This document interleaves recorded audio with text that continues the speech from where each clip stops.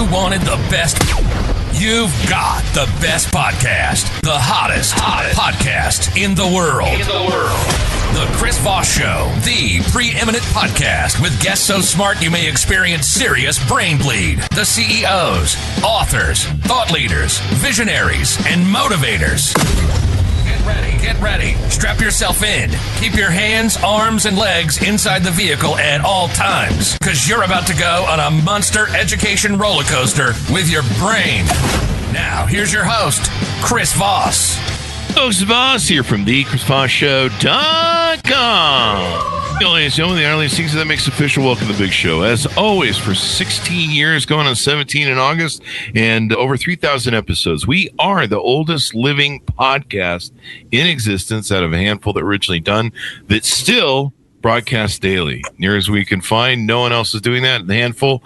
We're just going to keep trying to outlive everybody, but support the show because we need love. And love keeps us alive. So go to GetReads.com for just Chris Voss, LinkedIn.com for just Chris Voss, Chris Voss one, the TikTokity, and all those crazy places on the internet. Opinions expressed by guests on the podcast are solely their own and do not necessarily reflect the opinions of the host or the Chris Voss Show. Some guests of the show may be advertising on the podcast, but it is not an endorsement or review of any kind. Today's featured author comes to us from bookstolifemarketing.co.uk. With expert publishing to strategic marketing, they help authors reach their audience and maximize their books' success. Today we have an amazing young man on the show with us. He is the author of his book called Haystack Full of Needles, a memoir of research on mechanisms of memory in the decades that defined neuroscience. Louis Neal Irwin joins us in the show. We're going to get into some of the details with him and how you can learn more about what he's written about and what he's up to. He is a noted neuroscientist, astrobiologist, and evolutionary biologist. He has served on faculties at the Pharmacy School of Columbia University, Wayne State University, the Neurosciences Research Program of MIT, Simmons University, and chair of biological studies at the University of Texas at El Paso. Over a career of teaching and research spanning half a century, he became acquainted with all principal scientists who, like him, were searching for the mechanisms of memory during the formative years of neuroscience. Oh, maybe those scientists just forgot. I'm kidding. See what I did there? Anyway, he's authored over 100 research papers, reviews, and commentaries, and written and co-authored 4 other books on neuroscience, astrobiology, and evolution. And we'll get out of him why most of your brains are broken, including mine. Welcome to the show, Louis. How are you? Fine, thank you. Good to be here. Pleasure to have you, sir. Give us any .coms, .orgs, websites, wherever you want people to get to know you better. lirwin.org has a list of all my books and my publications and the plays that I've written. Ah, you've written some plays too. Yes, I'm a playwright in my other life. Yeah, you got science and then you got fiction. But most of my life has been devoted to science and especially to neuroscience. So that's been my day job for over 50 years. It's good to have a day job. That's what my mom says. Yeah. Give us a 30,000 overview, if you would, of what's inside this book, sir. As the subtitle indicates, it's really 3 stories intertwined in one.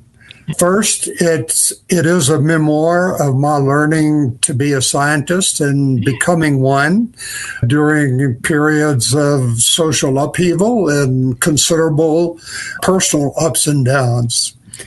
Secondly, it is an account of how mechanisms of memory storage started coming into focus, especially in the last half of the 20th century. And then thirdly, it's a history of how biochemistry, physiology, and anatomy came together to make the hybrid discipline of neuroscience for studying the brain and behavior. In the book, you talk about people and their memory and brains. Now, what if they're on Twitter and they don't have any? Because that's pretty popular over there. Twitter jokes. Those are our callbacks. What fascinates you about memory and why is it important, I guess, than you write about in your book?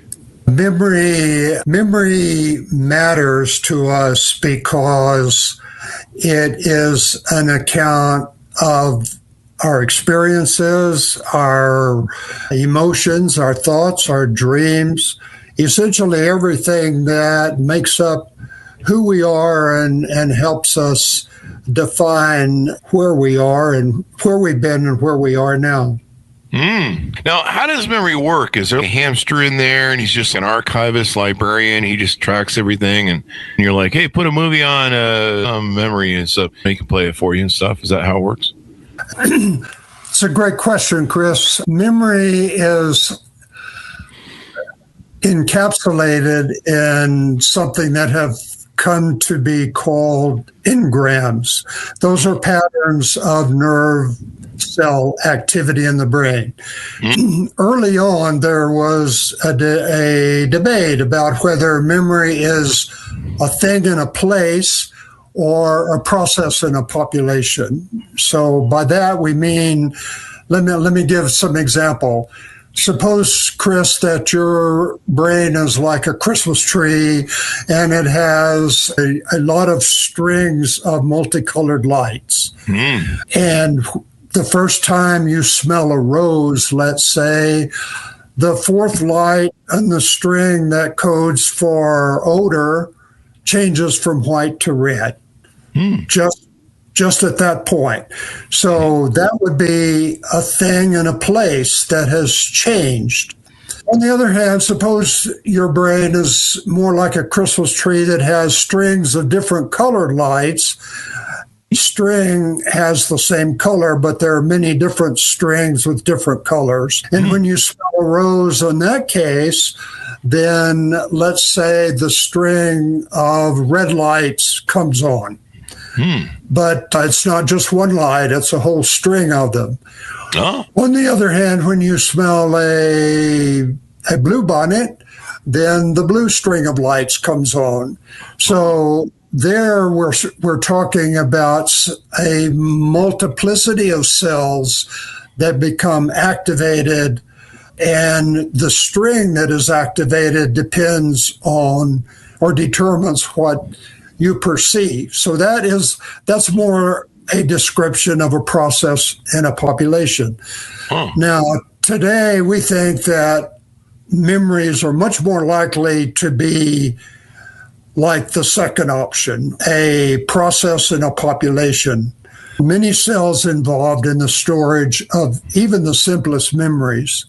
But we know that the brain is plastic. It can change in the sense that it records experiences. And so there must be many things going on at many different places in the brain.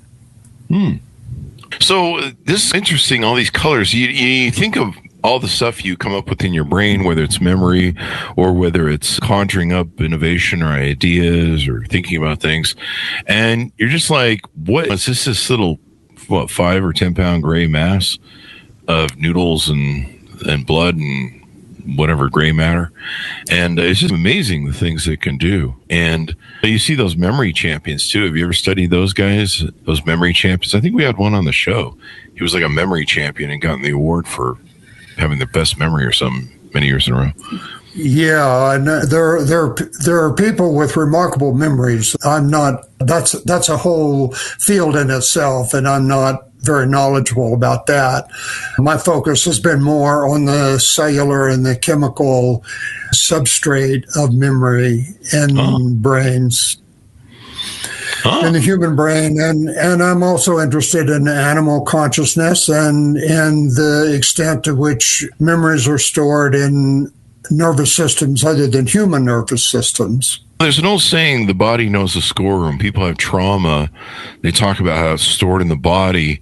Maybe the same way, this is a memory, right? So it's a trauma memory stored in the body somewhere, right? Exactly. They say the body knows the score. And sometimes people, it's kind of weird. They can have different things done to different parts of their body. I don't know, over here on the right side, you rub your kidney and suddenly the trauma's gone. I'm just kind of making a light case for it, but you know what I mean? No, Yeah, there's certain parts people store stuff, and so there's some truth to that then. Inside. Yeah, absolutely. That's a good point you're making, and it's related to a realization that we've come to more recently, and that is that memories stay with us in our brains. We may have a hard time accessing them. It may be difficult for us to recall memories, but there is a strain of thought that perhaps most memories are never really lost. The problem is not losing our memory. The problem is being unable to retrieve our memories. There's a lot of misunderstanding, for instance, about memory loss with aging. People say, oh, I can't remember names, I can't remember this or that, I'm losing my memory. In fact, we're not losing our memory, but we are losing the ability to retrieve those memories. So a lot of research these days is going into what do we have to do to access memories that are latent in our brain. They're sitting there. We just can't bring them into our consciousness. Really? That's interesting. Now, let me ask you this, and hopefully I'm not getting too off track from your book, but one thing about trauma, we talk about this a lot on the show because a lot of people have it, and it can impact your whole life. You can take childhood and drag it for 100 years if you want, and if you live that long. And so I know that sometimes we talk with psychologists. I used to think it was weird when people would say, oh, I remember something from my childhood. I was assaulted or something. And wait, why didn't you? That's just really weird. Why didn't you remember that from childhood? And with all the psychologists we've had on the show, we probably had 500 psychologists on the show, PhDs, all that stuff. They agree that what the body does when it's overwhelmed emotionally and it can't figure out how to process trauma, like many of us when we're children, we just don't have the ability to understand what's going on and what it means, and it's sometimes it's too much for our brains to handle. And so it will be stored, I guess, till later. And then somewhere in there, the mind and body decide, I think she can handle this right now. And then they start awakening that memory for you. And so do you feel that's a valid sort of thing in this process of storing stuff in the body and waking up when at different times of memory? Kind of interesting. Yes, I do think that's a valid observation, and I think it's close to the truth. It also relates to another thing that is prominent in the news these days, allegations of traumas or allegations of, let's say, sexual assault or impropriety. And so frequently we have he said, she said scenario where one person claims that they were abused and another person denies that happened. This is not a mystery to me, and it's not that surprising. I think what happens is that something did happen between those people, and over time, their memories have morphed, their memories have changed, so that one person remembers it one way and the other person remembers it the other way.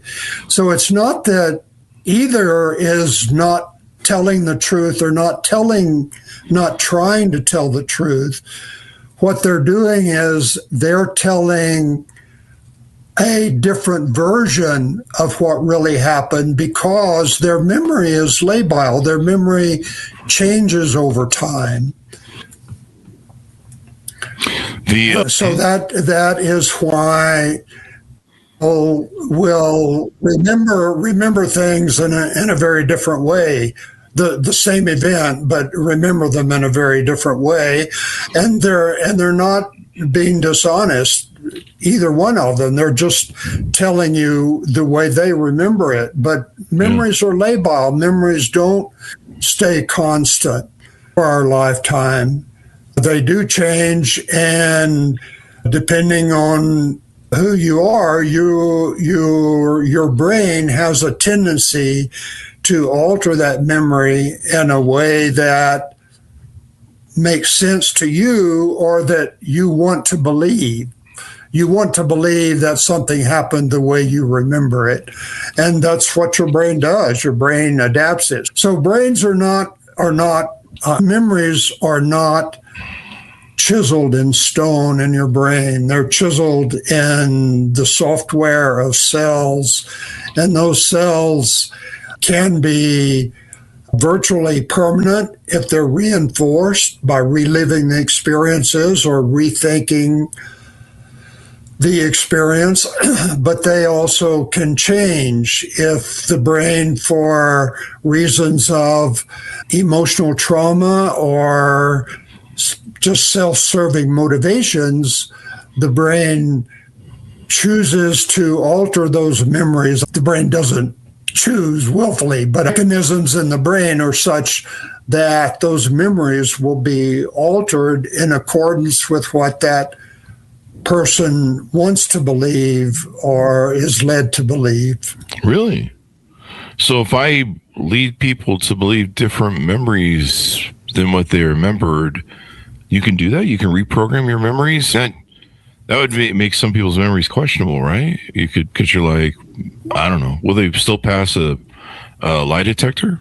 Lie detectors in general are sort of inherently imprecise, but the answer to your basic question is yes. We can modify our memories, and that is one form of therapy makes use of that. Now, in the laboratory, what we really want to know is not just whether we can change memories, but how we can change it. It would be nice if there was a traumatic memory that we wanted to purge from our brain. We wanted to get rid of it. If we could just take a pill that would get rid of that specific memory, that would be great. But we have to know how memory really works in order to know how to manufacture the pill that would do that. And so that's why basic research is still very important in studying memory and in coming to understand how it works so that we can manipulate it if we need to.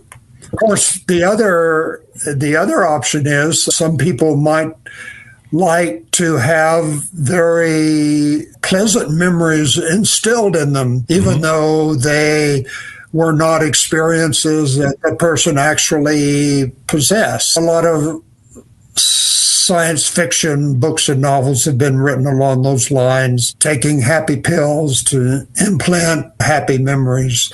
So it can go both ways. But until we know what the mechanisms are at the cellular and the systems level, then that remains a project for the future, not something that we can do today. Yeah. I know a lot of memories, the most intense ones, are attached to emotion. Or maybe all memories are attached to emotion. What's the correct thing on there? That is also correct. Memories that have strong emotional, let me back up. Experiences that have strong emotional content tend to form stronger memories.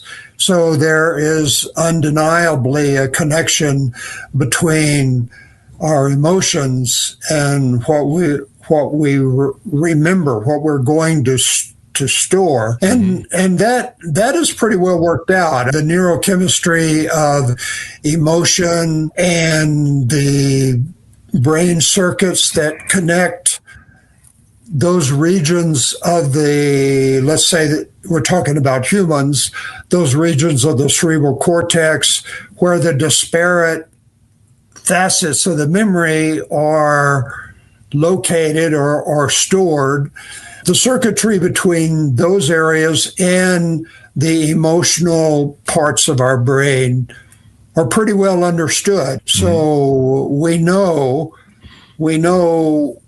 a good bit about how emotion affects memory, and there is no question that that's true. Now, going back to the flowers, smelling the flowers in your brain that we talked about earlier, everyone has the intuitive sense that there is a special connection between odors and memory. We can go for years without smelling a particular odor, and then we can come across it, and it will immediately trigger an experience or a set of experiences associated with that odor, even though we haven't experienced that odor for maybe decades at a time. And the somewhat simplified neuroscientific rationale for that is that olfaction, unlike the other senses, connects directly to the emotional parts of the brain. And the others do too, but more indirectly.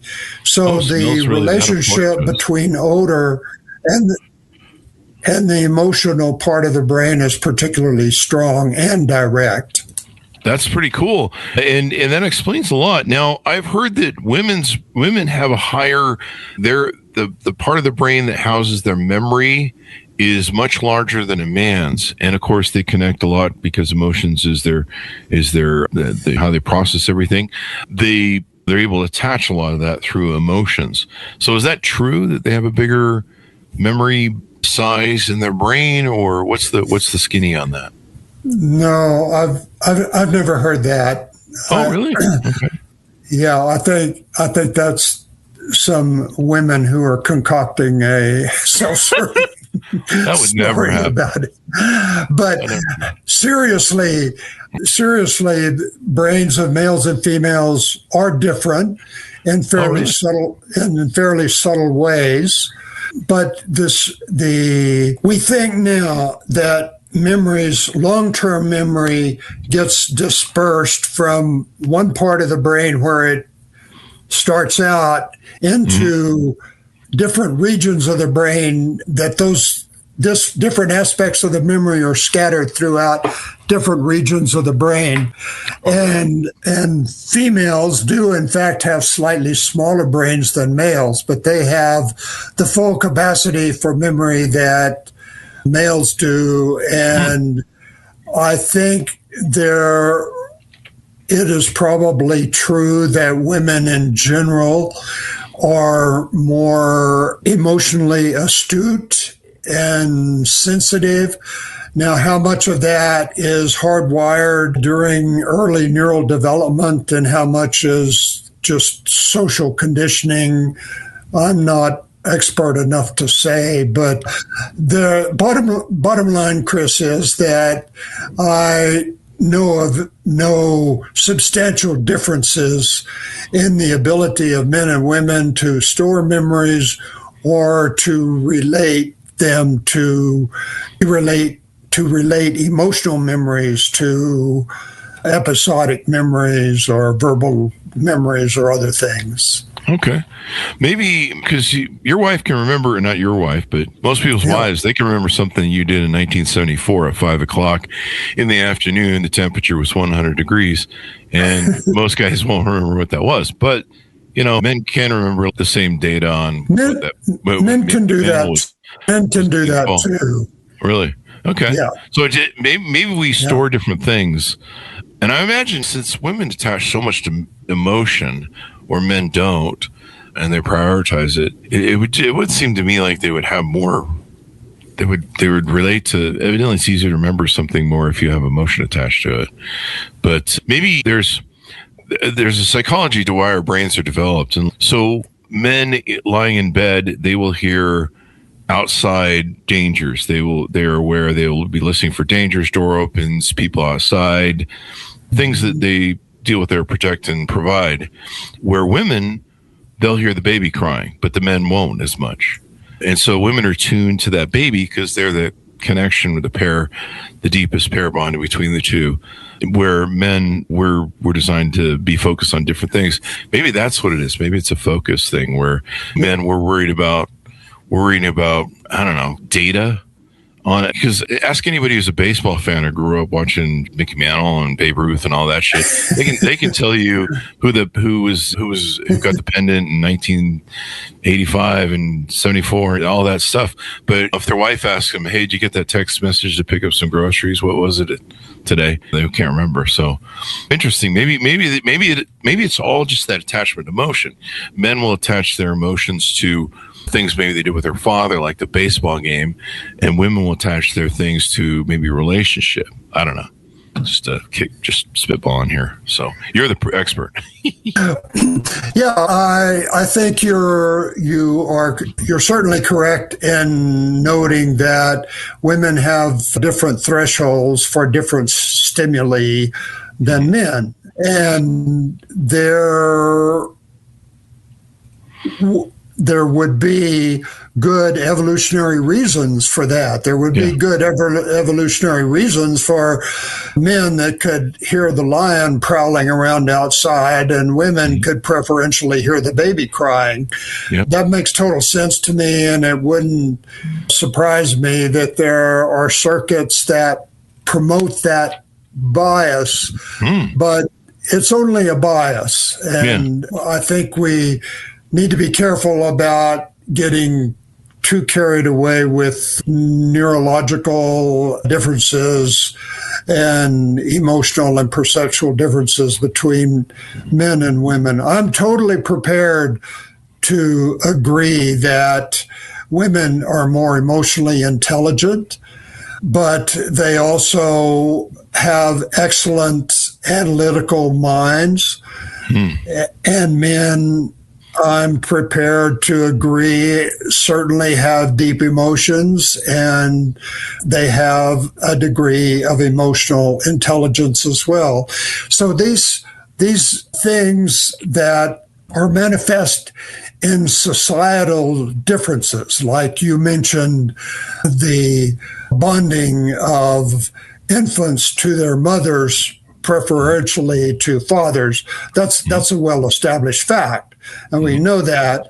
Now, how much of that is due to a pre-wired bias in the brain, and how much is social conditioning that women have always been encouraged from early girlhood to think of themselves as caregivers and mothers who are empathetic with their children.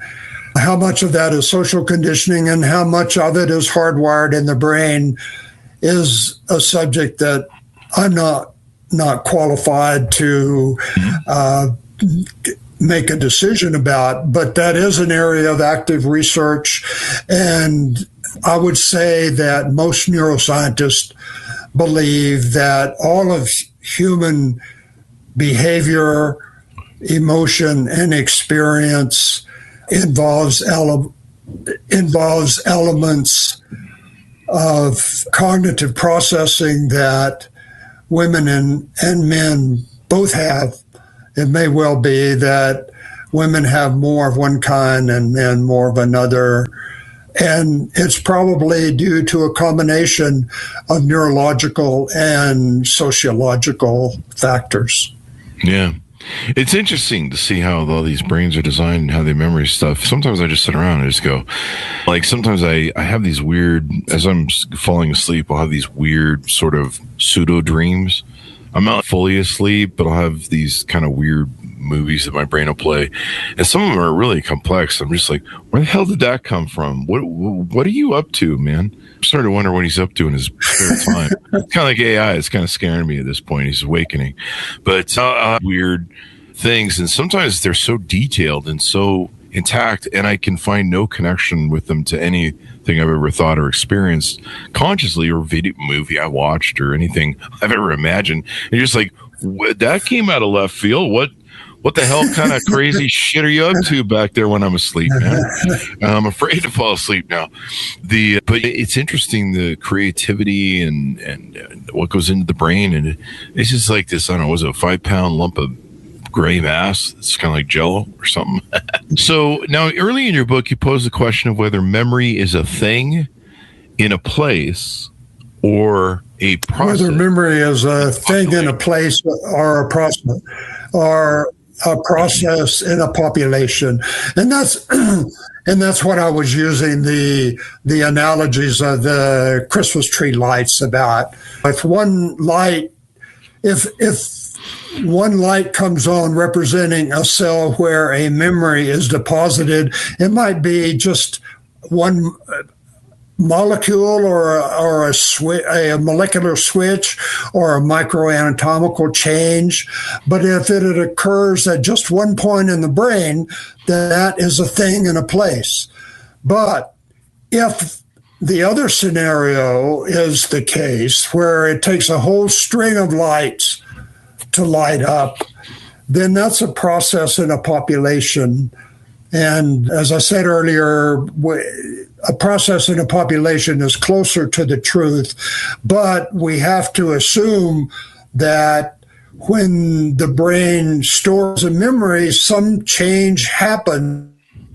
It probably happens over a quite dispersed area of the brain eventually, when it gets into permanent storage form. Wow. Yeah, the answer to that puzzle was that a process in a population is closer to the truth than a singular thing in a specific place.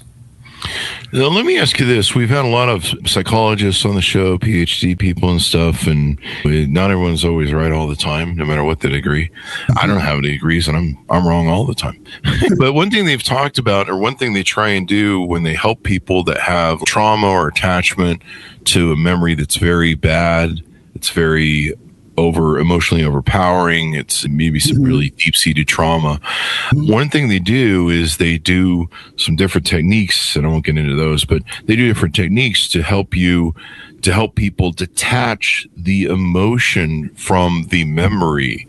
And in so doing, I believe they're able to lessen the impact that trauma impact that thing's had, and empower people to now they're in control of that thought, and they've somehow minimized the emotion. What are your thoughts on that going on with psychologists and different things?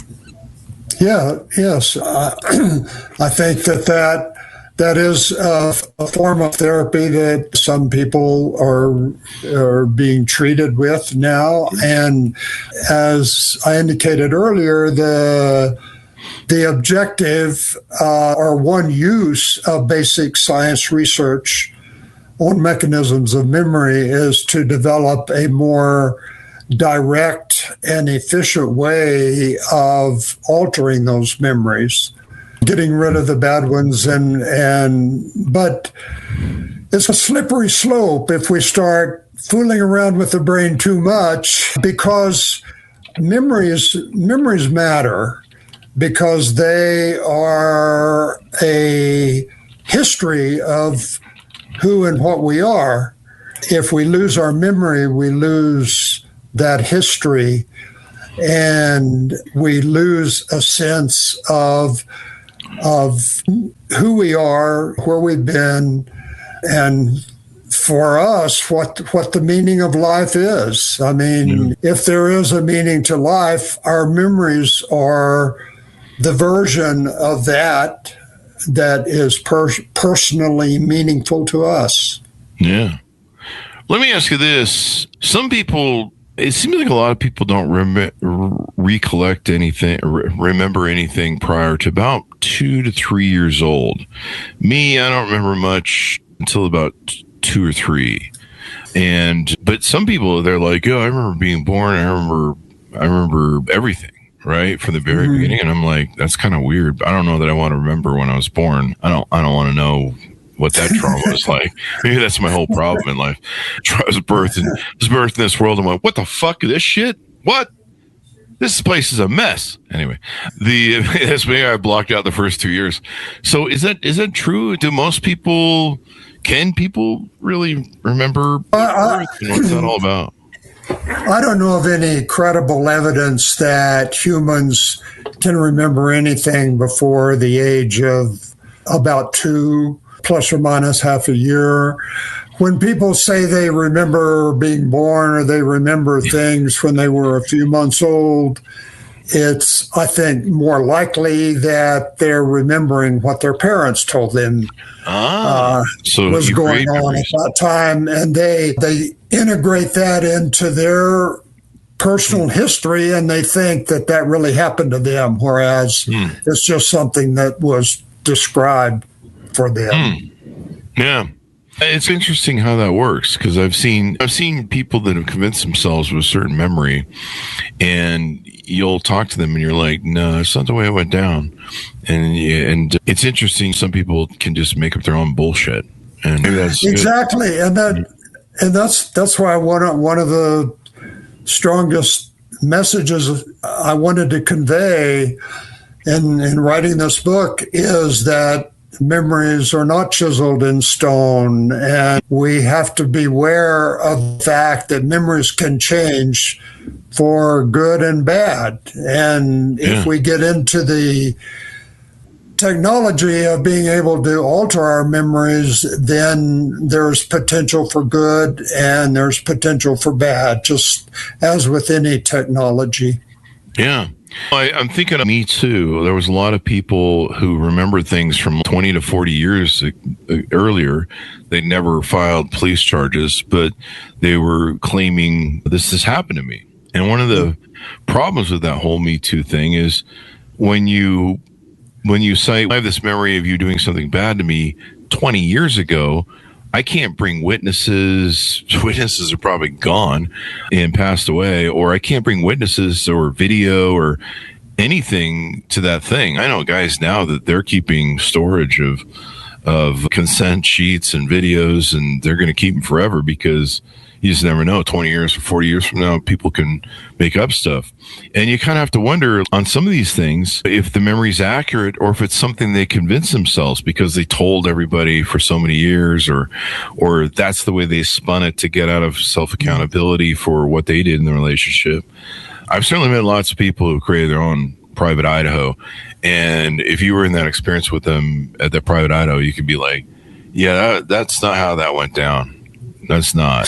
But it's convenient. You played victim and made everybody else at fault when you were the one with the dagger. It's interesting. You're going to have me thinking after this about how people can fabricate or edit memories to fit whatever narrative story they want to tell, and how they can tell it to believe it. I've known some people that were extreme narcissists, and they constantly told lies over and over again. I knew them personally, and they would spin these. Exactly. They would spin so many lies, and the lies were stacked on each other. And it almost seemed like the repetition was what helped them reframe or re-edit their memory. Well, it does. It does. It becomes embedded, and it becomes embedded in their memory, and it's just as real as if it had really happened. Wow, that's interesting. It's kind of scary, actually. Yeah. We just make up whatever we want to believe. Some people narcissistically are just trying to get you to, are trying to reframe your memory and bullshit you that things weren't as horrible as they were. And you're like, no, they really were, because I really remember them, because I was the victim. Right. But thanks for trying to make yourself the victim. So what do you hope people come away with when they read your book? What do you hope they learn and get an idea from? I hope that readers of my book will come away with a deeper understanding of what memory entails. I hope that they will have a sense of how science really works, that it is a laborious, sometimes chaotic process that involves both steps forward and backwards, but that eventually lead to a true account of nature. I hope that the book reminds people that scientists, like all of us, are affected by the social media experience, both the pleasure of successes and the pain of failures in their personal and professional lives. And then finally, I hope that they take away the message that facts matter, that science is essential for a technological society to continue to progress in a positive way, and that scientists are an asset to the nation and to humankind overall. You need that science there, eh? Because last time I checked, other stuff doesn't work quite as effectively. But yeah, the brain is really, it's one of the things we still don't understand a lot about, or people used to say that. Do they still say that? I'm kind of old, so that's why. I have a memory of it. Yeah, I don't know. I think we got it. So as we go out, give people a final pitch out, Louis, to pick up your book and find out more about you and your .org. They can, let's see, here's a picture of the book, and here is my website, which will lead you to places where you can obtain the book and find out more about me. All right. Sounds good. So thanks very much, Chris. I've enjoyed our discussion here. Thank you. You beat me to it. I was just about to say.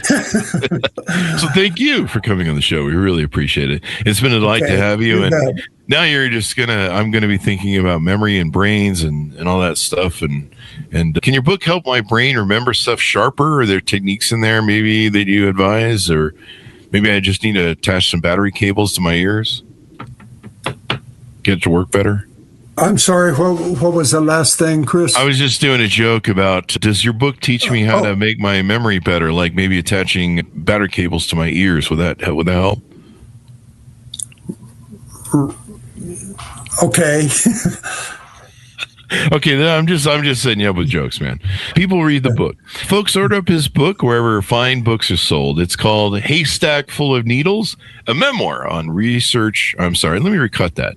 Haystack Full of Needles, a memoir of research on mechanisms of memory in the decades that defined neuroscience. Thanks so much for tuning in. Go to goodreads.com/Chris Voss, LinkedIn.com/Chris Voss, Chris Voss 1 on the TikTok, and all those crazy places in the internet. Be good to each other. Stay safe. We'll see you next. You've been listening to the most amazing, intelligent podcast ever made to improve your brain and your life. Warning, consuming too much of the Chris Voss Show podcast can lead to people thinking you're smarter, younger, and irresistible sexy. Consume in regularly moderated amounts. Consult a doctor for any resulting brain bleed.